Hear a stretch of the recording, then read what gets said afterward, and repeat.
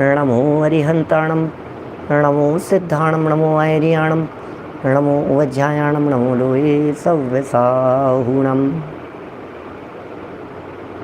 ओकारं बिंदु संयुक्तं नित्यं ध्यायन्ति योगिनः, कामदं मोक्षदं चैव ओंकाराय नमो नमः। अविरल शब्द घनोघ प्रक्षालित सकल भूतल मलकलंका, मुनिभिरुपासित तीर्था सरस्वती हरतु नो दुरितान्। अज्ञानतिमिरान्धानां ज्ञानाञ्जनशलाकया चक्षुरुन्मिलितं येन तस्मै श्रीगुरुवे नमः। श्री परम गुरुवे नमः। परम्पराचार्य गुरुवे नमः। सकल कलुष विध्वंसकं श्रेयसां परिवर्धकं धर्म संबंधकं भव्य जीव मन प्रतिबोधकारकं पुण्य प्रकाशकं पाप प्रणाशकमिदं शास्त्रं श्री संयम प्रकाश नामधेयम्। हास्य मूल ग्रंथ कर्तारे श्री सर्वज्ञ देवास तदुत्तर ग्रंथ कर्तारे श्री गणधर देवा प्रति गणधर देवा। तेषां वचनानुसारम् आसाद्य आचार्य श्री कुंदकुंदामनाय आचार्य सूर्यसागरेण विरचितम्। श्रोता रहे सावधानतया शृण्वन्तु। मंगलम भगवान वीरो मंगलम गौतमो गणी, मंगलम कुंद कुंदाद्यो जैन धर्मोस्तु मंगलम। सर्वमंगल मांगल्यम सर्वकल्याणकारिकम प्रधानम सर्वधर्माणां जैनम जयतु शासनम, जैनम जयतु शासनम, जैनम जयतु शासनम। संयम प्रकाश नाम का ये ग्रंथ है और इस ग्रंथ में छोटी छोटी सी बातें श्रावकों के जीवन संबंधी बतलाई जा रही थी।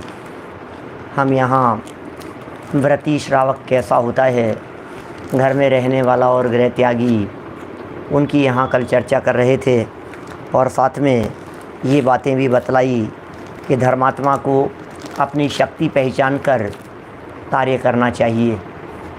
किसी भी तरह का व्रत, किसी भी तरह का नियम, किसी भी तरह का आचरण पालन बराबर ये सोच करके, ये समझ करके करना चाहिए कि यह बहुत ही उत्कृष्ट है और जिन धर्म के प्रभावना में किसी तरह का कोई व्यवधान न आवे, ये बहुत गंभीरता से ज्ञानी जीव विचार करता है सोच समझ करके और अपनी शक्ति को विचार करके। और ज्ञान की प्रमुखता की भी बात कही थी कि बिना ज्ञान के चारित्र कैसे निभेगा, बिना ज्ञान के चारित्र टिकेगा कैसे, निभेगा कैसे, पालन कैसे किया जाएगा। इसलिए चारित्र को पालन यदि आप करना चाहते हैं तो आप ज्ञान भी कीजिए, श्रद्धान भी कीजिए और फिर दृढ़ता से चारित्र का पालन कीजिए। ब्रह्मचारियों की चर्चा हो गई यहाँ, कुछ उदासीन ब्रह्मचारियों की बात कह दी, पैसे से दूर रहने की प्रेरणा दी, मान सम्मान से दूर रहने की बात कही। इतना ही परिग्रह उन ब्रह्मचारियों को, त्यागियों को, व्रतियों को रखना चाहिए जिसमें अपने हाथ से उसे उठा सके और अपने हाथ से ले जा सके। ये सब बातें यहाँ कही जा रही थी। देखिए पेज नंबर 605 पर, पेज नंबर 605 पर इस प्रकरण को बढ़ाते हैं। पैसा मांगने वालों से यहाँ तक कहने लग जाते हैं लोग कि ये लोभी है, लोभी दास है,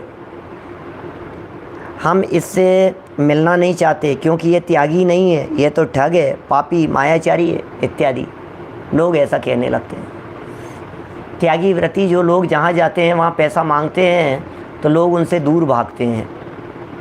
यदि बात बात में योजनाएं बताएंगे, पैसे की बात करेंगे, हैं किसी न किसी बहाने कुछ न कुछ लेने की बात करेंगे तो लोग क्या कहेंगे? लोग तो यही कहेंगे कि भैया ये त्यागी नहीं है, ये तो मायाचारी है, त्यागी नहीं है, ये तो ठग है, त्यागी नहीं है, ये तो बेईमान है। ऐसा है। बड़ा सुंदर एक दोहा दिया नीचे, प्राचीन दोहा लगता है, हो सकता है इन्होंने स्वयं ने लिखा हो, लेकिन हमने तो दादा के मुंह से कई बार सुनाए हैं। आया चीक जिन धर्म है, धर्मी जांचे नाई, धर्मी बन जांचन लगे, सो ठगियाँ जगमाही। हो अयाचीक जिन धर्म है, ये जिन धर्म कैसा है? अयाचीक है। अरे हमारे यहाँ इस जिन धर्म में याचना नहीं है, हमारे जिन धर्म में मांगने का काम नहीं है। क्यों मांगे, किससे मांगे, क्या क्यों मांगे भाई साहब? मांगने का क्या काम है? मांगने वाले तो मांगते होते हैं, मांगने वाले तो भिखारी होते हैं। अयाचिक, आ माने नहीं और याचिक माने याचना। विवेक सिंघई जी, अयाचिक याचना नहीं करना ये जिन धर्म की सबसे पहली विशेषता है। अरे दुनिया में किसी और के सामने जाकर के मांगना तो बहुत दूर की बात है। यहाँ तो ये कहते हैं हम तो साक्षात भगवान से भी नहीं मांगते हैं भाई साहब। किससे मांगे, क्यों मांगे? मांगने का काम अच्छा थोड़ी ना होता है, मांगने वाले अच्छे थोड़ी ना होते। जो लोग मांग रहे हैं, मांगने की वृत्ति तो भिखारी वृत्ति कहलाती है। हम तो परमात्मा से भी नहीं मांगते, हम तो भगवान से भी नहीं मांगते। अयाचिक जिन धर्म है, धर्मी जाचे नाही। धर्मी जीव याचना नहीं करता, धर्मी जीव मांगता नहीं है। अपने पुण्य पाप कर्म के ऊपर उसे भरोसा होता है। धर्मी को, साधर्मी को, ज्ञानियों को अपने पुण्य पाप कर्म के ऊपर भरोसा होता है, वे मांगते नहीं। अरे जितना अपने योग होगा पुण्य का, जितना हमारे पुण्य का जैसा योग होगा, जितना हमारे आने का योग होगा, जितना हमारे संपत्ति इकट्ठा होने का योग होगा, जैसा धन, जैसी संपत्ति, जैसा वैभव, जैसी सामग्री, ये जितनी हमारे आने का योग होगा बस उतनी हमारे को प्राप्त हो जाएगी। ऐसा ही है। धर्मी जीव को किसी तरह की कोई चाह नहीं होती। अयाचिक जिन धर्म है, धर्मी जाचे नाही। और धर्मी बन जाचन लगे, सो ठगियाँ जगमाई हो। कौन ठगियाँ हैं? ठगियों की परिभाषा दी है। इस जगत में ठगिया कौन है? इस जगत में मायाचार कौन है? इस जगत में लुटेरे कौन हैं भाई साहब? धर्मात्मा के वेश में लुटेरे दिखाई देते हैं। कौन कहे ऐसी बातें? ये महाराज साहब लिख करके चले गए। किसकी कहने की हिम्मत है इस तरह की बातें कहने की? कौन किसको कहे और कौन माने? सीधा गला पकड़ते हैं लोग कि क्या बात कर रहे हो आप, कैसे उंगली उठा रहे हो आप धर्मात्माओं के ऊपर? ये मांग रहे हैं ना, मांग रहे हैं। जो धर्मात्मा का वेश धारण करके, जो ब्रह्मचारी का वेश धारण करके, जो त्यागी का वेश धारण करके, जो एलक शुल्लक का वेश धारण करके, जो मुनि का वेश धारण करके, लालची नरक में ठेलम ठेला, लोभी गुरु लालची चेला, दो नरक में ठेलम ठेला। अरे यहाँ लोभियों का सवाल नहीं है, लोभियों का काम नहीं है। धर्मी बन करके मांगने लगे। लोग डरते हैं भाई साहब ऐसे धर्मात्माओं से। जो धर्मात्मा लोग आएंगे, नई योजना, हमारे यहाँ ये हो रहा है, इनका ये हो रहा है, इस जगह इतना पैसा, आपको इतना देना पड़ेगा। लोग डरते हैं ऐसे लोगों से, उनको शक्ल दिखाने से बचते हैं। यार अभी फिर कुछ मांग लेंगे, फिर कोई योजना बतला देंगे, फिर 10-5 लाख के हमारे नीचे उतार देंगे हमारे को। लोग डरते हैं, लोगों के परिणाम बिगड़ते हैं। अपने लिए न सही, मंदिर के लिए, प्रतिष्ठा के लिए, और चीज़ों के लिए। अरे मांगना ही नहीं, ख़त्म करो। कोई क्या मांगना है? किसके लिए मांगने की बात करो आप? क्यों मांगने की बात करो आप? कि साहब अपने लिए थोड़ी ना मांग रहे हैं, संस्था के लिए मांग रहे हैं, अपने लिए थोड़ी ना मांग रहे हैं, विद्यार्थियों के लिए मांग रहे हैं। सुनो, जिनवाणी ये कहती है आप जो कुछ भी मांग रहे हो, जो कुछ भी कर रहे हो, देखो सुनना, रोज़ नई नई स्कीमें निकाल करके फंड इकट्ठा करने के काम करते हैं। मंदिर वाले सब यही काम कर रहे हैं दीपेश जी। मंदिर वाले, ट्रस्ट वाले, संस्थाओं वाले, रोज़ नए प्रोजेक्ट, रोज़ नई चीज़ें, और मांगना और इकट्ठा करना और काम करना और फंड बनाना। और देखो फंड मैंने कहाँ से कहाँ पहुँचा दिया। अरे धर्मात्मा बन करके, धर्मात्मा का चोला पहन करके, दुपट्टा पहन करके, क्या कहें, मांगने लगता है। धर्मी बन जांचन लगे। और धर्मात्मा होते हैं ना तो देने वाले भी फटाफट दे देते हैं। देने वालों, अरे नहीं साहब, अरे साहब पंडित जी ने कहा है साहब, अरे पंडित जी कह रहे थे पैसे के लिए, अरे पंडित जी को ज़रूरत है, पंडित जी को ज़रूरत है, पंडित जी की संस्था को ज़रूरत है, बच्चों के लिए, इसके लिए, बोलियों के लिए, दुनिया भर के योजनाएं बना करके। अरे भाई मैं नहीं कह रहा हूँ, महाराज साहब की पंक्तियाँ पढ़ रहा हूँ, जो मेरे को समझ में आता है वो उसके आगे पीछे कुछ स्पष्टीकरण कर देता हूँ। मेरी तरफ से कोई बात नहीं है। अयाचिक जिन धर्म है, धर्मी जांचे नाही। धर्मी बन जांचन लगे, सो क्या है, कौन है? ठगिया जग माही। उनसे बढ़कर कोई ठगिया नहीं हो सकते हैं, उनसे बड़े कोई लुटेरे नहीं हो सकते हैं। अरे लूटने के लिए आए, ये सब मांग रहे हैं, ये सब यही है चक्कर सुदीप जी, सब यही चक्कर हैं। इनडायरेक्ट वे में मांगते हैं, मंदिरों के नाम पर, मूर्तियों के नाम पर, प्रतिमाओं के नाम पर, निर्माण के नाम पर, जीर्णोद्धार के नाम पर, शास्त्रों के नाम पर, योजनाओं के नाम पर, धारा के नाम पर, कलश के नाम पर, सब बनती रहती है ये सारी योजनाएं। कहाँ कहाँ तक बात करें। सावधान रहो भैया, कुल मिलाकर के बात ये है, ये जेब काटने वाले हैं, आप अपनी जेब को सावधान रखो, सतर्क रह करके। आप जहाँ भी पैसा देवें आपकी जिम्मेदारी है भाई साहब, बहुत बड़ी जिम्मेदारी है आपकी। आप यदि दान दे रहे हैं तो आपकी बहुत बड़ी जिम्मेदारी है कि आप किस जगह पर दान दे रहे हैं, बराबर जांच करें, बराबर देखें आपने जिस चीज़ के लिए दान दिया था वो काम हो रहा है या नहीं हो रहा है। यदि नहीं हो रहा है तो आप बराबर जिसको आपने पैसा दिया है उसे टोकिए, उसे बोलिए। कोई शर्म लाज लिहाज का काम नहीं है इसमें उल्लास भाई, इसमें कोई लिहाज का काम नहीं है। अरे नहीं यार, मैंने तो संजीव जी को दे दिया था यार, पंडित जी को दे दिया था मैंने, कोई लिहाज नहीं इसमें। बराबर आपकी जिम्मेदारी बनती है, आपकी रेस्पॉन्सिबिलिटी बनती है कि आप बराबर उनसे पूछिए, आप उनका ध्यान रखिए, आप बराबर कीजिए ये सब कार्य, क्योंकि आपकी जिम्मेदारी, आपने पैसा दिया है भाई साहब तो किसी काम के लिए दिया है। सुनील जी सर्राफ साहब, आपने जिस योजना के लिए पैसा दिया है, आपने जिस काम के लिए पैसा दिया है वो काम हुआ। अरे नहीं संजीव जी क्या सोचेंगे, क्या सोचेंगे? यदि वो सोच रहे हैं तो सोचना चाहिए ज़रूर। अकेले संजीव जी की बात तो नहीं है, दुनिया में हजारों संजीव जी हैं इस तरह के, एक व्यक्ति का कोई लिहाज नहीं है यहाँ। ये मैं युगल जी बाबू जी के शब्दों में कहूँ तो बेलिहाज दर्शन है, किसी का लिहाज नहीं है यहाँ। हमारे कर्म सिद्धांत ये किसी का लिहाज नहीं करता। अरे नहीं ये तो इतने बड़े आदमी है, अरे इनको कैसे कर्म बांधेंगे, अरे इन्होंने इतना योगदान दिया है, इनको कैसे कर्म बांधेंगे। अरे एक सेकंड में उतार देते हैं कर्म। क्या बात कर रहे हो आप?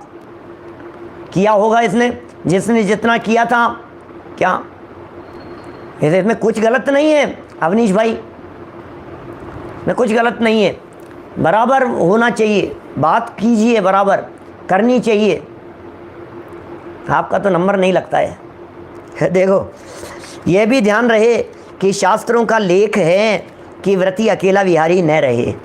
अब अभी देखो एक कदम और आगे बढ़ कर के बात कर रहे हैं। आज जितनी समस्याएं समाज में फैल रही है, जो समाज में विकृतियां आ रही है, उन विकृतियों के ऊपर ये कुठाराघात किया है। क्या श्याम सिंह जी आप सही कह रहे हैं, इसमें सुपात्र वंचित रह सकते हैं। बिल्कुल वंचित नहीं रहेंगे, सुपात्र हैं वे वंचित क्यों रहेंगे? देने वाले दे रहे हैं, देख करके दे रहे हैं और काम हो रहा है। सुपात्रों के वंचित रहने का क्या सवाल है? हम दान देने का निषेध नहीं कर रहे। अरे दान तो यानी धर्मात्माओं को देना ही चाहिए, साधर्मियों को, श्रावकों को योग्य रीति से दान देना चाहिए। हम तो यहाँ मांगने का निषेध कर रहे हैं, हम तो यहाँ भिखारीपन का निषेध कर रहे हैं, हम तो यहाँ हाथ फैलाने का निषेध कर रहे हैं। हम तो यहाँ ये कह रहे हैं कि नहीं, तुम किसी के आगे हाथ नहीं फैलाओगे, तुम किसी को बोलोगे नहीं, ये कह रहे हैं। और देने वाले की जिम्मेदारी कह रहे हैं कि तुमने यदि दिया है तो तुम्हारी जिम्मेदारी बनती है कि तुम बराबर देखो। अवनीश भाई, यदि नाम नहीं देना चाहते हैं तो और बड़ी जिम्मेदारी बन जाती है, उसमें और बेईमानी होने की संभावना रहती है। जब आप ये कह देते हैं ना कि हमारा नाम नहीं देना, जब आप ये कह देते हैं ना कि नहीं ये नहीं होना चाहिए, हमारा नाम कहीं नहीं आना चाहिए, तो आपका पैसा कहाँ चला जाएगा पता भी नहीं लगेगा। क्यों नहीं? नाम में नहीं साहब, हमें यश प्रतिष्ठा नहीं चाहिए, हमें मान सम्मान नहीं चाहिए। बहुत से लोग ऐसे साधर्मियों के अंदर होते हैं जो ये कहते हैं कि नहीं साहब, हमें क्या फ़र्क पड़ रही है, बस हम तो नहीं अपन तो अपने को क्या करना है, अपन ने तो दे दिया भैया, गुप्त दान में दे दिया। अरे गुप्त दान में दिया है तो गुप्त दान के नाम से रसीद तो आएगी तुम्हारे पास में। गुप्त दिया है, तुम अपना नाम उजागर नहीं करना चाहते, गुप्त का मतलब वो गुप्त हो गया, किसी की जेब में चला गया, ऐसा थोड़ी ना चलेगा। ये दान नहीं है, देने वाले की जिम्मेदारी की बात कह रहा हूँ भाई साहब। मोदी जी देखो, ये भी ध्यान रहे, क्या ध्यान रहे कि शास्त्रों का लेख है। और सुनो, एक कदम स्टेप आगे बढ़ा करके क्या कह रहे हैं ये, शास्त्रों का ये कथन है, शास्त्रों का ये कहना है, शास्त्र इस तरह की बात कहना चाहते हैं, शास्त्रों का ये लेख है कि व्रती अकेला विहारी न रहे। क्या बोलो, ये लेख है साहब, शास्त्रों का ये विधान है। क्या है? व्रती को अकेले नहीं रहना, व्रती को अकेले नहीं रहना। मैं तो यहाँ तक कहता हूँ व्रत भी अकेले में नहीं लेना। क्या समझ में आ रही है क्या? व्रती को अकेले नहीं रहना, ये सब एकल विहारी का निषेध कर रहे हैं। आज समाज में बिल्कुल एकल विहारी मुनिराजों को रहना नहीं चाहिए। पंचम काल ऐसा है, इस काल में कहीं मैं समाज को कहना चाहता हूँ, समाज के लोगों को कहना चाहता हूँ, मंदिर ट्रस्ट वगैरह के सबके पदाधिकारियों को कहना चाहता हूँ, आपके यहाँ यदि किसी कोई अकेले मुनिराज कहीं से आते हैं विहार करते हुए, आप उन्हें नहीं ठहराएंगे। महाराज आपका संघ कहाँ है? महाराज आपके साथ में कौन है? महाराज हमारे यहाँ व्यवस्था नहीं है अकेले में। अरे आप तौहीन कर रहे हो दिगंबर मुनिराज की, कि तौहीन नहीं कर रहे हैं महाराज, अकेले महाराज होते नहीं है इस काल में। हमारे वर्तमान के महाराज लिख रहे हैं, ये सूर्य सागर जी महाराज लिख रहे हैं। ये दीपेश जी, ये बातें सब विद्वत परिषद के बड़े बड़े विद्वानों ने, पूरे देश के वरिष्ठ विद्वानों ने मिलकर के इस तरह की पूरी योजना बनाई और पूरी सब प्रचारित की। अब कौन मानता है, कौन सुनता है, किस तक बातें पहुंचती है, क्या कहें? ये तर्क दे रहे हैं, आगे सुनिए। क्योंकि अभी सुनिए क्या लिख रहे हैं ये भी ध्यान रहे कि शास्त्रों का लेख है कि व्रती अकेला विहारी न रहे। ठीक है, एक चीज़ हो गई, क्योंकि अकेला रहने वाला अपनी मर्जी आवे सो ही करे, साथी होवे तो उसके डर से खोटा कार्य न करे, तब पाप से बचे और पुण्य का संचय करे। इसलिए व्रती को कभी अकेला नहीं विहार करना। ये व्रतियों को भी उपदेश दे रहे हैं, ये हमें भी कह रहे हैं, ये एकल विहारी होने का निषेध कर रहे हैं। ये मन चाहेगी जहाँ रहेंगे, जचेगी जो करेंगे, दादागिरी मचाएंगे, हैं चाहेंगी जो करेंगे, कोई रोकने टोकने वाला नहीं, कोई देखने वाला नहीं, कोई कुछ कहने वाला नहीं। श्रावक कुछ कह देवे, तू होता कौन है, तू श्रावक है, मैं मुनि हूँ, तू समझता नहीं है। अरे भाई ये क्या कह रहे हैं? अकेले नहीं, संग में रहो, साथ में रहो। यहाँ तो श्रावकों को भी अकेले रहने का निषेध किया है। कहते हैं ना, जगत में ये कहावत चलती है एक, कहते हैं खाली दिमाग शैतान का घर। ये कहावत चलती है ना, खाली दिमाग शैतान का घर, प्रसिद्ध कहावत है क्या? और खाली दिमाग शैतान का घर कह दिया। अब दिमाग खाली कब रहेगा? कोई है ही नहीं साथ में, खुरापात सूझती है, ऊटपटांग प्रवृत्तियाँ होती है, ऊटपटांग क्रियाएँ होती है। देश में जितनी घटनाएं घटती है, गलत घटनाएं घटती है, उन सब के पीछे एकल विहार बहुत बड़ा हेतु है। बहुत दृढ़ता से निषेध कर दिया। ये तो कब निषेध किया है? 70-80 साल पहले, उस समय निषेध किया है इन्होंने। उस समय कहाँ था ये सब? देखो क्या कह रहे हैं। अब ये सब ऐसी बातें क्या कहें? सामने से प्रश्न पूछ रहे हैं, पूरा संघ भ्रष्ट हो तो अकेले कोई घूमना पड़ेगा। अरे वो फिर वो आएगा ही नहीं ना उस संघ में, वो दीक्षा ही नहीं लेगा ना, दीक्षित ही नहीं होगा ना, साथ में रहेगा ही नहीं ना सब। चलो खैर, अपन क्या कहें, किसके क्या बात। तो यहाँ ये कह रहे हैं भैया पाप से, अभी छोड़िए मुनिराजों की बात, अपन क्यों करें, मुनिराजों की बात अपन नहीं करते हैं। श्रावकों की बात करो, अकेले मत रहो, संग में रहो। अकेले में अनुशासनहीन हो जाता है। अजय सोगानी जी बिल्कुल सच कह रहे हैं आप, अकेले में व्यक्ति अनुशासनहीन हो जाता है। जब आप परिवार के बीच में रह रहे होते हैं तब आप बहुत शालीनता से रह रहे होते हैं। जब आप अकेले रह रहे होते हैं तो आपके कपड़े फैले होते हैं, बिस्तर ऐसे ही पड़े हैं। जो लड़के लोग जो अकेले रहते हैं ना, हॉस्टल में अकेले रूम में रहते हैं, ज़रा उनके रूम को जा कर के देखो आप, कई कई दिन तक झाड़ू नहीं लगती होगी, साफ़ सफाई नहीं होती होगी। उनके यदि गेट के पीछे देखेंगे तो कपड़े टंगे हुए मिलेंगे आपको, 10-10 दिन के, 10-10 दिन की जीन्स टंगी हुई दिखाई देगी, शर्ट टके हुए रहेंगे, कपड़े समटेंगे नहीं, सब अस्त व्यस्त होगा, चद्दरें उठेगी नहीं। ओढ़ने की चद्दर यदि ओढ़ी है तो वो वैसे की वैसे ही बिस्तर के ऊपर पड़ी रहेगी कि शाम को फिर खोलनी पड़ेगी उसको। ऐसा है, बेफिक्र हो जाते हैं। बोलो, मैं जो बात कह रहा हूँ ये बात हवा में नहीं कह रहा हूँ, मैं देखता हूँ भैया दुनिया भर में ये सब दिखता है क्या? दुनिया भर में ये सारी बातें अपने को दिखाई देती है। इसलिए बहुत विनम्रतापूर्वक कह रहे हैं, अकेले नहीं रहें, संग में रहें, ग्रुप में रहें।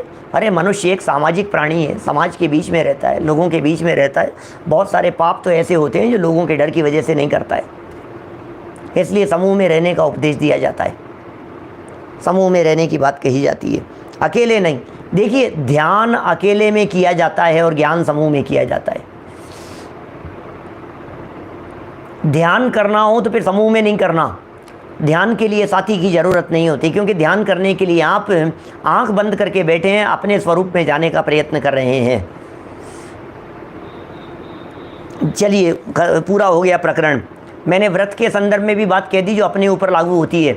रमेश बुरीचा जी साहब, अपने ऊपर क्या बात होती है? अपने ऊपर वो बात लागू होती है, क्या करना है, अपने को ये काम करना है, सावधानी ये रखनी है, जब भी व्रत लेंगे, जब भी नियम लेंगे, जब भी कोई संकल्प लेंगे तो उसे सार्वजनिक कर देंगे। मैं रात्रि को पानी पीने का त्याग किया, मान लो, तो आपने रात्रि को पानी पीने का त्याग किया है, आपके इस नियम का पता समाज में सबको होना चाहिए। अब आप कभी पानी नहीं पी पाएंगे रात को। आप रात्रि भोजन नहीं करते हैं, आपकी बात सबके बीच में होनी चाहिए। यदि आपकी बात सबके बीच में है कि मैं रात्रि भोजन नहीं करता हूँ, तो फिर आप दृढ़ता से उसका पालन कर पाएंगे।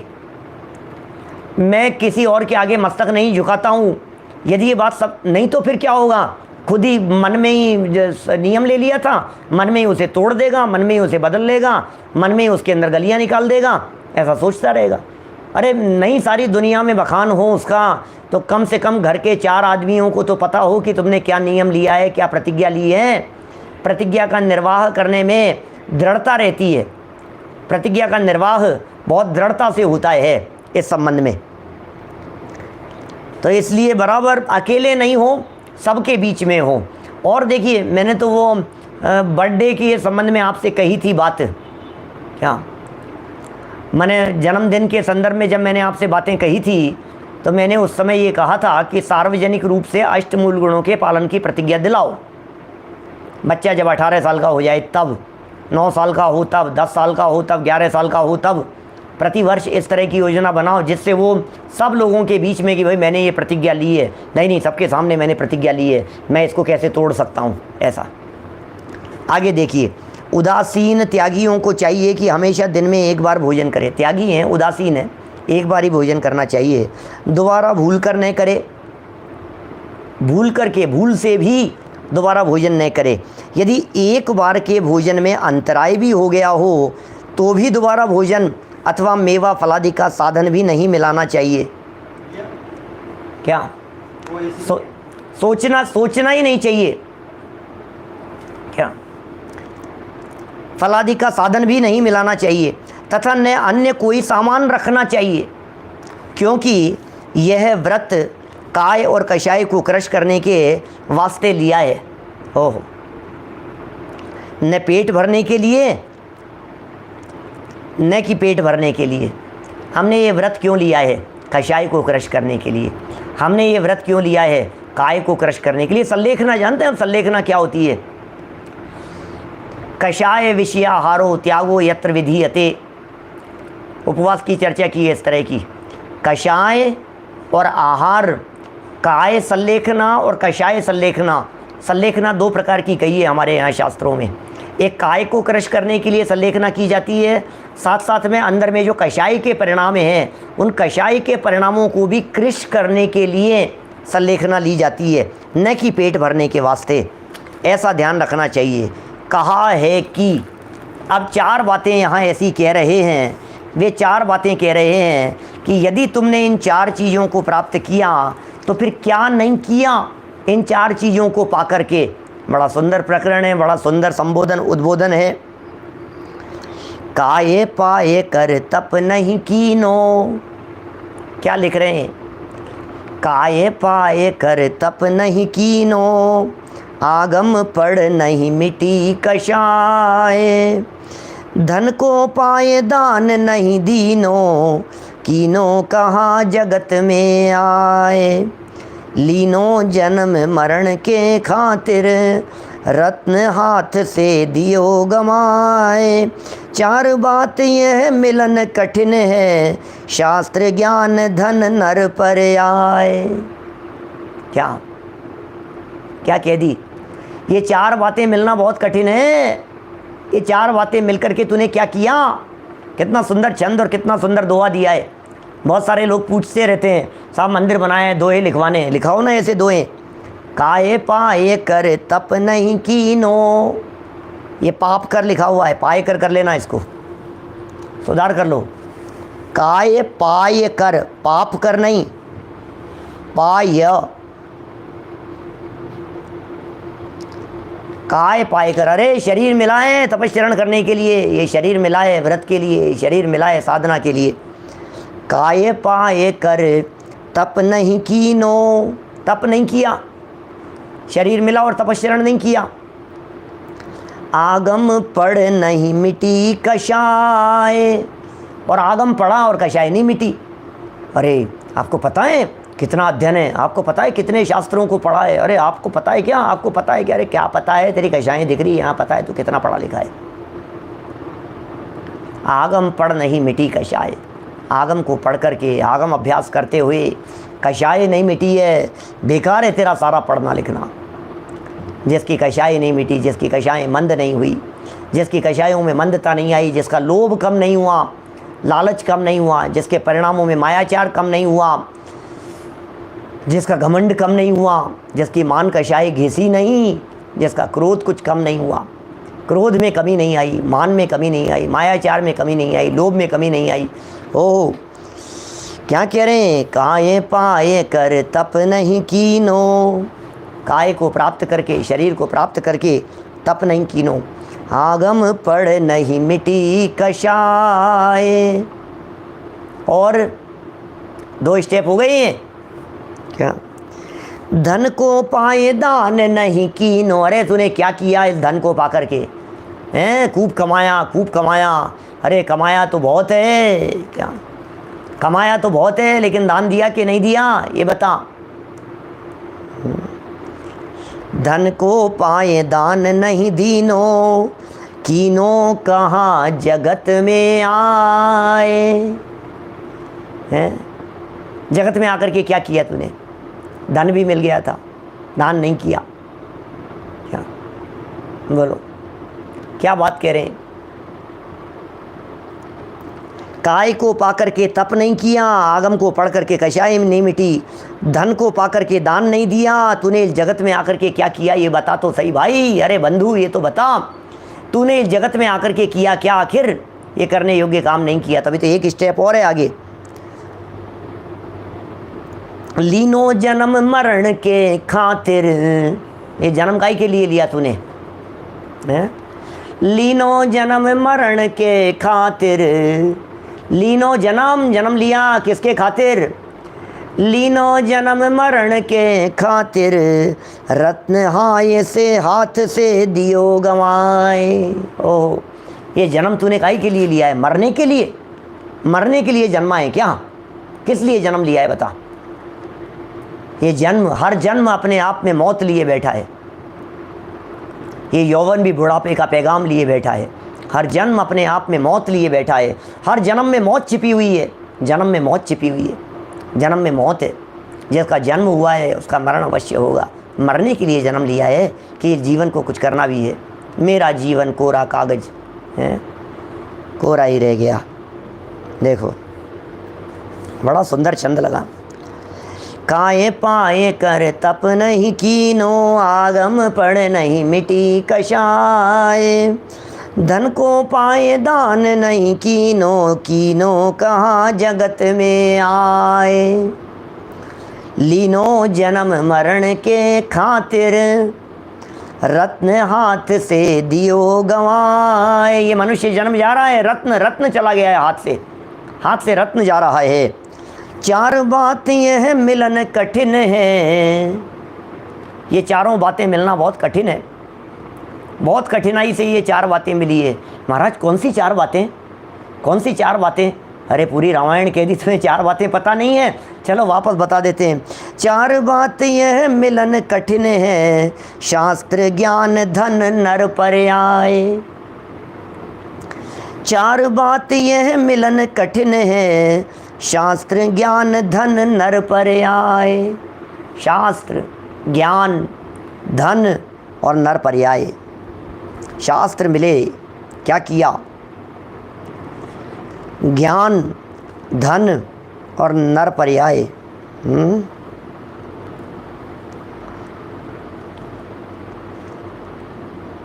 नर पर्याय को ऊपर काय में ले लिया इन्होंने, काय में। और आगम पढ़ करके कषाएं नहीं मिटी, आगम पढ़ करके कषाएं नहीं मिटी। ये शास्त्र, ज्ञान भी इसी में शामिल कर लिया। धन को पाए दान नहीं कीनो, देखिए जन्म में लेना चाहिए। ये इसमें शब्दों के अंदर थोड़ा बहुत और सुधार की गुंजाइश है। इसमें लिखा है शास्त्र, ज्ञान, धन और नर पर्याय, ये 4 बातें लिखी है। और मैं दोहे के आधार पर जो 4 बातें कह सकता हूँ वो ये कह सकता हूँ। पहले नंबर पर लगाना काय, माने नर पर्याय। काय पाए कर तप नहीं कीनो, माने मनुष्य जन्म पाकर के तप नहीं किया। देव लोग तप नहीं करते, नारकियों में तप नहीं होता, त्रियंचों में तप नहीं होता। तप चाहे सुर राय, कर्म शिखर को वज्र है, ऐसा लिखा है ना। देव लोग भी, देखो देव लोग भी मनुष्य पर्याय की प्राप्ति के लिए तरसते हैं। इसलिए क्यों तरसते हैं? बोले देवों में तप नहीं है, मनुष्य पर्याय पाकर के तप किया जाना चाहिए। तो इस काय को पाकर के, इस मनुष्य शरीर को पाकर के तप नहीं किया, ये पहला पॉइंट हो गया, पहला आधा वाक्य, आधी लाइन। फिर आगम पढ़ करके बने ज्ञान प्राप्त किया, खूब पढ़ तो बहुत लिए, लेकिन कषाय मिटी नहीं। तो सिर्फ ज्ञान ज्ञान ज्ञान ज्ञान से क्या होगा? कषाय तो मिटी नहीं ना। तो आगम पढ़ नहीं मिटी कषाय, आगम पढ़ करके कषाय नहीं मिटी। देवों में संयम नहीं होता, देवों में तप नहीं होता, देवगति के जीवों में। ये मनुष्य जीवन तप के लिए मिला है, मनुष्य जीवन संयम के लिए मिला है। 2 हो गए पहली लाइन में। फिर दूसरी लाइन में कहते हैं कि धन को पाए दान नहीं दीनो, ये 3rd स्टेप हो गया। धन को प्राप्त कर लिया और दान नहीं दिया। जगत में आकर के क्या किया? इस जगत में आकर तेरे को धन मिला और तूने दान नहीं दिया, तो क्या मतलब निकला? आगम पढ़े और कषाय नहीं मिटी, तो क्या मतलब निकला? शरीर मिला और तपस्या नहीं किया, तो क्या मतलब निकला? 3 बातें हो गई। अब चौथी बात कि जन्म लिया और सिर्फ मरने के लिए, तो बोले हाथ से रत्न गंवाने जैसा काम कर रहा है मनुष्य पर्याय को प्राप्त करके। तो ये चौथे नंबर पर ये जन्म लेकर के भी जन्म की बात कह सकते हैं। पहले नंबर पर मनुष्य शरीर की बात कह दी और चौथे नंबर पर जन्म की बात कह दी। मरण के लिए ये काम हो रहा है, मानो हाथ से रत्न गंवाने का कार्य किया जा रहा है। ये 4 बातों का मिलना, अरे नर पर्याय का मिलना, जन्म होना और नर पर्याय का जन्म होना, नर पर्याय का मिलना, धन का मिलना और आगम का मिलना, ये उत्तरोत्तर कितनी दुर्लभ बातें हैं। और ये सब मिलकर के भी इनको व्यर्थ खो दिया, सदुपयोग नहीं किया। अरे तुझे हमने ये सब दिया था ना, फिर तूने क्या किया? आपने वो बातें पढ़ी है क्या? सुनी होगी वो प्रसंग कई बार। हाथ से कौवा उड़ाने वाला रत्न फेंक करके कौवे उड़ाने का काम करता रहा। कोई व्यक्ति, रत्नों का व्यापारी, रत्नों की पोटली लेकर नदी किनारे जा रहा था। नदी किनारे वहाँ पहुँचा और नदी के किनारे पर उसका पैर फिसल गया। उसकी पोटली वहीं गिर गई और पैर फिसल करके वो वहाँ, उसमें तैरना आता नहीं था और डूब गया। तो किनारे पर डेड बॉडी पड़ी थी। डेड बॉडी किनारे पर पड़ी थी तो वहाँ कौवे आने लगे। मांस था ना, मांस, तो कौवे वहाँ आने लगे। कोई सज्जन शाम को उदास होकर वहाँ आकर के बैठा पास में, और वहाँ पत्थर पर बैठकर और बैठे बैठे चिंतन करने लगा। कुछ उदास था, कुछ सोचने लगा, अपनी घर गृहस्थी और टेंशन में सोचने लगा। और इतने में कौवे आकर के काँव काँव करने लगे। जब कौवे काँव काँव कर रहे थे तो उसने हाथ नीचे किया कौवों को उड़ाने के लिए, तो पोटली हाथ में आई और उसमें बहुत सारे पत्थर से थे। आँख से देखा नहीं उसने, और एक उसमें से निकाल करके पत्थर उसे फेंक दिया कौवों को उड़ाने के लिए। 2 मिनट बाद फिर काँव काँव करते हुए कौवे आ गए और फिर एक उसमें से निकाला और फेंक दिया। क्या कर रहा है ये? ऐसे पता नहीं है कि ये एक एक रत्न को कौवे उड़ाने के अंदर बर्बाद कर रहा है। जब अंतिम रत्न हाथ में ही था तो दूर से एक पारखी व्यक्ति, दूर से जैसे इसने उठाया ना, उसने कहा, अरे बाबूजी क्या कर रहे हो? ये रुका कि क्या हुआ? कह रहे तुम्हारे हाथ में तो बहुमूल्य रत्न है। क्या बात कर रहे हो? अच्छा ये रत्न है, बहुमूल्य रत्न है। नीचे झुक करके देखा तो पोटली थी। व्यापारी ने कहा कि अरे ये पोटली भर करके तो मैंने रत्न बेचे थे, अभी किसी सज्जन को बेचे थे मैंने, यहीं से निकला होगा। क्या उदाहरण तो थोड़ा बहुत तो सुना हुआ था संजय जी, बाकी उसको लंबा चौड़ा मैंने कर दिया। उसकी डेड बॉडी और कव्वे को बुला करके और सेठ जी को बुला करके ये मैंने अभी जोड़ करके उसको लंबा कर दिया उदाहरण को समझाने के लिए। तो अब वो व्यापारी आ गया। अब व्यापारी ने कहा कि मैंने अभी तो बेचे थे 4 घंटे पहले तो किसी आदमी को, ये पोटली तो मेरे यहीं की है, मेरे यहीं से आए थे रत्नों से भरी हुई थी। कहाँ है? देखा तो खाली पड़ी थी। बोले ये रत्न, अरे ये मेरा ही तो रत्न है जो मेरे द्वारा दिया गया था, मैं तो नदी पास टहलने के लिए आ गया, बाकी कहाँ हैं? बोले मैं तो इसमें से निकाल करके फेंकता रहा कौवे उड़ाने के लिए। कि कहाँ फेंकते रहे, मिलेंगे कि आप कहाँ मिलेंगे? वो तो नदी के बहाव में बह गए, नदी किनारे बैठे थे। अब ये माथा पकड़ करके रोने लगा, ओ हो, ये मैंने क्या कर दिया, ये मैंने क्या कर दिया, मैं तो ये रत्न मेरे हाथ से चले गए, ओ हो, मेरी किस्मत ही खराब है, मैं तो बर्बाद हो गया। इतने बहुमूल्य रत्न मेरे हाथ में आए थे, उसके बावजूद मैंने कौवे उड़ाने के अंदर चला दिए। फिर वो व्यापारी कहता है, अरे चिंता मत कर बेवकूफ़, तुझे पता है ये एक रत्न जो बचा हुआ है तेरे हाथ में, तो इसकी कीमत समझ ले वे। मैं तो ईमानदार हूँ, सामने वाला व्यक्ति मेरे से खरीद करके लाया था, आज तुझे मिल गया है। इस रत्न की भी कीमत इतनी है कि तू जीवन भर बैठे खा सकता है, इतनी कीमत है इस रत्न की। ये अमूल्य रत्न है। इसलिए जो रत्न फेंक दिए गए, जो रत्न चले गए, उनके चले जाने से खेद खिन्न होने की ज़रूरत नहीं है। जो बचा है, यदि तूने उसको सार्थक करने की दिशा में कदम बढ़ाए तो तेरा पूरा जीवन सफल हो सकता है। इसी तरह से ये मनुष्य जीवन, ये मनुष्य पर्याय का एक एक दिन, ये एक एक पल, ये एक एक वर्ष, ये बहुमूल्य रत्नों के समान है। और कोई नादान व्यक्ति इसकी कीमत नहीं समझता था, काल गंवाता चला जाता था। और आज 60 साल के हो गए, आज 65 साल के हो गए, आज 55 साल के हो गए। आज हमारे को आकर के किसी व्यक्ति ने इस नर पर्याय की कीमत बतलाई तो हम रोने लगे, ओह मैंने अपना जीवन कहाँ बिता दिया, मैंने अपना जीवन कहाँ बिता दिया, बर्बाद कर दिया मैंने अपना जीवन खो दिया भाई साहब, लुटा दिया। मैंने अपने मनुष्य जीवन के दुर्लभ क्षणों को कहाँ बर्बाद कर दिया। इतना बहुमूल्य मनुष्य जीवन मिला था। तो सामने वाले जो श्री गुरु हैं वो ये कहते हैं, अरे भाई कोई बात नहीं, जो बर्बाद चले गए हैं उनको चले जाने दे, बीती ताही विसार दे, जो निकल गए हैं उन्हें निकल जाने दे। वर्तमान में तेरे पास में जितना समय बचा हुआ है, यदि उस बचे हुए समय को भी आत्म कल्याण में यदि लगा देगा, बचे हुए समय की भी यदि तू कीमत समझ लेगा, तो बस समझ लो जब जागो तभी सवेरा, कल्याण हो जाएगा। जितना बचा है उसमें भी मनुष्य जीवन को सफल किया जा सकता है, जितना बचा है उसमें मनुष्य जीवन को सार्थक किया जा सकता है, जितना बचा है उससे अपने मनुष्य जीवन को धन्य किया जा सकता है। देखिए लिख रहे हैं आगे, अनुवाद पढ़ता हूँ, इसका अनुवाद तो नहीं है, थोड़ी सी व्याख्या है। क्या देखो क्या कह रहे हैं, यह है मनुष्य पर्याय महादुर्लभ से भी दुर्लभ है। ओ हो, बड़े भाग्य से हमको मिला नर जन्म मिला, बड़े भाग्य से। फिर नरतन, फिर जैन कुल, फिर जनवाणी सुनने का अवसर। एक के बाद एक लगाते जाना, उत्तरोत्तर महादुर्लभ। ये मनुष्य पर्याय महादुर्लभ से भी दुर्लभ है। इसको पाकर जिनराज का मार्ग पाना और भी महादुर्लभ है। इसको प्राप्त करके जिनराज का मार्ग पा लिया यदि हमने तो और भी महादुर्लभ है।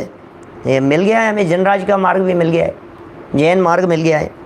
कषायों का दमन कर इस मार्ग की प्रभाव ना करो, ये कह रहे हैं, मार्ग प्रभाव ना करो। कषायों का दमन करके इस मार्ग की प्रभाव ना करो, कषायों का दमन करो।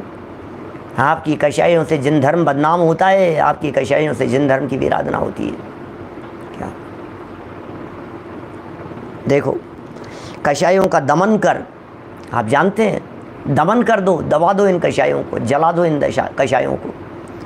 इस मार्ग की प्रभाव ना करो जिससे संसार भर में व्रती तुमको देखकर चारित्र की उन्नति में प्रवृत्त हो जावें। ये चारित्रधारियों को कह रहे हैं, ये प्रतिमाधारियों को कह रहे हैं, ये व्रतियों को कह रहे हैं,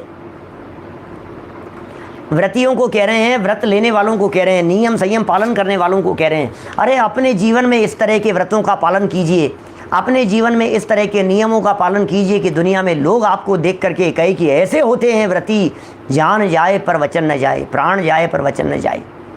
रघुकुल रीति सदा चली आई, प्राण जाए पर वचन न जाई। ऐसे होते हैं साधर्मी, ऐसे होते हैं त्यागी। अरे भाई साहब, अरे उस सियार ने प्रतिज्ञा निभाई थी भाई साहब, वो सियार प्रसिद्ध हो गया इतिहास में। सागर सेन मनराज के पास में नियम लिया था उसने, उस सियार ने रात्रि में भोजन करने का, त्याग कर देने का, रात्रि में भोजन करने का। क्यों किया उसने त्याग, पता है आपको? रात्रि में आक्रमण करने के लिए आया था।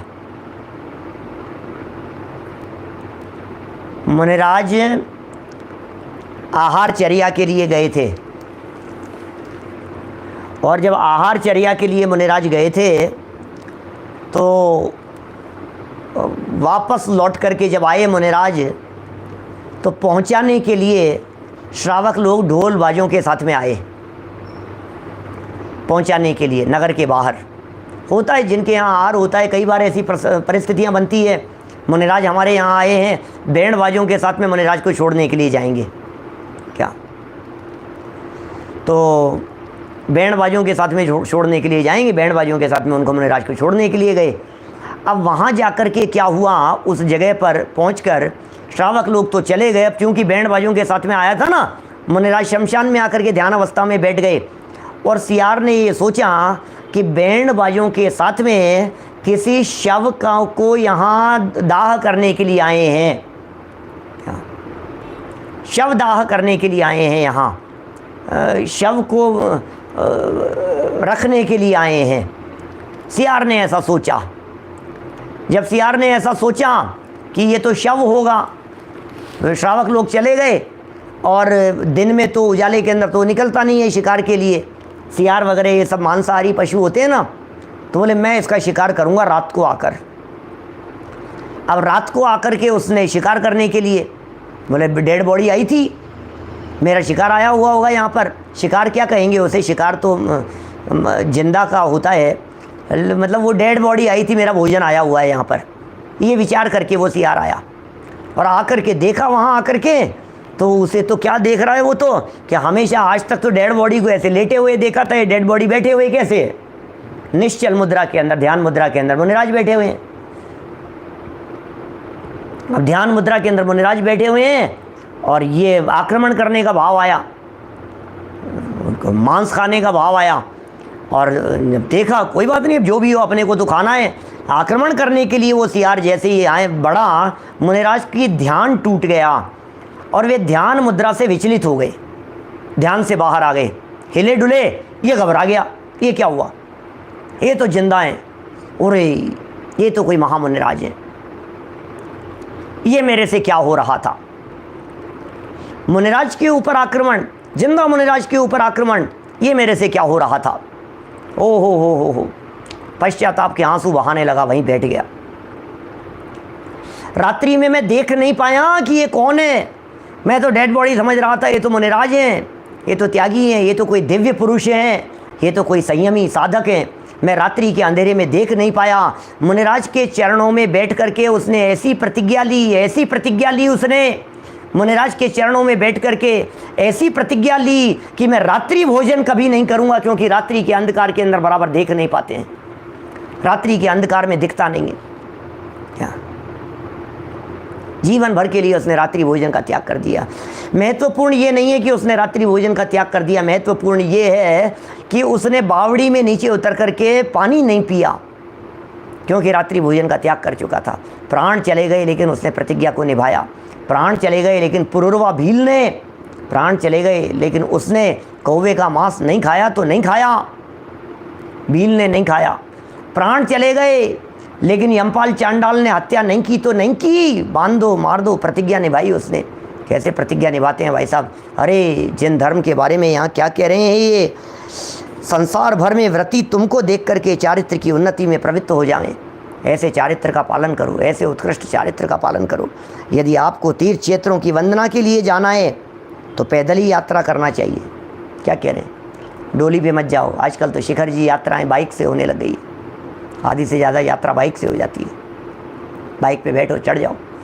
अब तुम्हारी शक्ति नहीं है, अशक्त अवस्था है तो ठीक है, फिर जो भी कहना अब उसको क्या कहेंगे फिर ऐसी स्थिति में हम। जो भी पैदल ही यात्रा करना चाहिए। व्रतियों के लिए विशेष रूप से कह रहे हैं ये, त्यागियों के लिए विशेष रीति से कह रहे हैं कि आप पद यात्रा करो, पद यात्रा ही करना चाहिए। पैदल चलने से शरीर की तथा व्रत की स्वतंत्रता व दृढ़तापूर्वक रक्षा होती है, परतंत्रता छूट जाती है। आप पैदल चलते हैं ना, परतंत्रता छूट जाएगी, व्रत का पालन होगा, दृढ़ता से पालन होगा, शरीर की भी सुरक्षा होगी, दृढ़ता भी आएगी, हिम्मत भी आएगी और शरीर सुव्यवस्थित सुदृढ़ तो होता ही है। पैदल यात्रा से इतना और लाभ होता है कि जगह जगह के श्रावकों को व्रतियों के आचरण और भोजन शुद्धि की विधि का परिज्ञान हो जाता है, जिससे जीवों की बड़ी दया पलती है। ये भी और एक लाभ हो जाता है।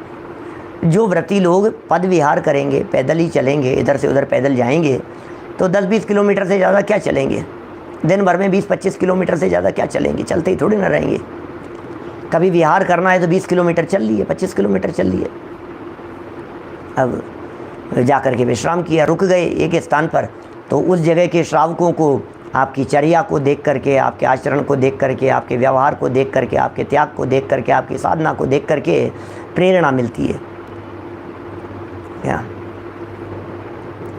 शास्त्रों की यही आज्ञा है कि व्यवहार सम्यक दृष्टि जीवों की, व्यवहार सम्यक दृष्टि, यहाँ कॉमा लगाइए, व्यवहार सम्यक दृष्टि जीवों की दया पाले, ये आज्ञा है शास्त्र की। व्यवहार सम्यक दृष्टि हो ना, आप निश्चय से सम्यक दृष्टि नहीं हो, ऐसा भी कह सकते हैं।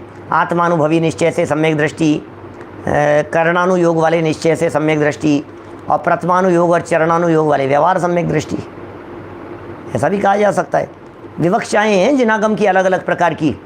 हमने मोक्ष मार्ग प्रकाशक 8वें अध्याय में किसी प्रकरण में ये कहा था कि हम लोग सम्यक दृष्टि हैं सब, हर्षवर्धन जी साहब, तो सब सम्यक दृष्टि हैं। क्या बात कर रहे हो, अपने आप को सम्यक दृष्टि? हाँ हाँ, चरणानुयोग हमें सम्यक दृष्टि कहता है। अनीति अन्याय अभक्ष्य नहीं है, पंचोदम्बर फलों का त्याग है, मद्य मांस मधु का सेवन नहीं है, शुद्ध सात्विक जीवन है। चरणानुयोग हम जैसे जीवों को देख करके यही कहेगा कि ये तो सम्यक दृष्टि है। प्रथमानुयोग सम्यक दृष्टि कहेगा, चरणानुयोग सम्यक दृष्टि कहेगा। अलग अलग तरह से प्रथमानुयोग के सम्यक दृष्टि जीवन की घटनाओं को देख करके, चरणानुयोग के सम्यक दृष्टि आपके आचरण को देख करके, करणानुयोग के सम्यक दृष्टि दर्शन मोहनी के उपशम क्षयोपशम वाले, और द्रव्यानुयोग के सम्यक दृष्टि अनुभवी। 4 तरह के सम्यक दृष्टि, 4 एंगल बतला दिए हमने। क्या बोलो? देखो सियार की कहानी को देख करके भी पता लग रहा है, सही कह रहे हैं आप, कि पहले अग्नि से जलाते नहीं थे। अपने यहाँ जैन परंपरा में भी अग्नि से जलाते नहीं थे। क्या